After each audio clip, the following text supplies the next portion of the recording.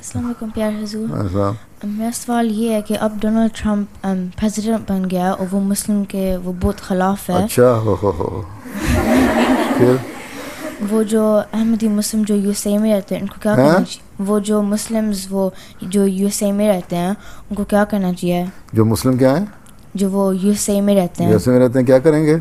जी दुआ करें। हैं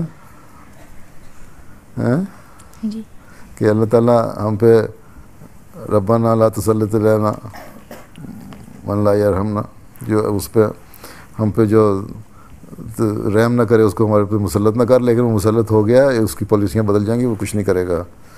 ठीक है, उसने ये ऐलान ये भी किया अपनी पहली तकरीर में कि जो अमेरिका में रहता है और अमेरिकन है वो अमेरिकन के तौर पर ही रहेगा। जो ज़्यादा से ज़्यादा रिस्ट्रिक्शन लगाएगा वो जो बाहर के इमिग्रेंट्स हैं उन पर लगाएगा।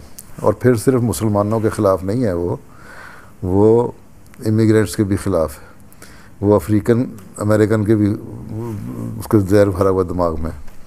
इसलिए जब उसने देख लो जो ये सेरेमनी उनकी हुई है ओथ टेकिंग या वो जो फंक्शन जो हुआ है चार्ज का, उसमें भी उसने ना बड़ा मुतकब्बराना एरोगेंट किस्म का बिहेवियर था उसका बाज़ ओबामा से उसकी हैं और या दूसरों से उन लोगों ने महसूस किया है। तो वो अफ्रीकन अमेरिकन के भी ख़िलाफ़ है, वो मैक्सिकन के भी ख़िलाफ़ है। कहता है वहाँ बॉर्डर बना दूँगा, मैं सारी दीवार बना दूँगा, कोई मैक्सिकन अंदर ना दाखिल हो हमारे मुल्क में। तो जो मुसलमान रहते हैं वो रहेंगे वहीं, कुछ नहीं होता इंशाअल्लाह ताला, फ़िक्र ना करो। हाँ, जो बाहर से नए जा रहे हैं इमिग्रेंट्स, शायद उन पर कोई रिस्ट्रिक्शन लगा दे, पाबंदियाँ लगा दे। हाँ चलो पीछे दे दो उसको।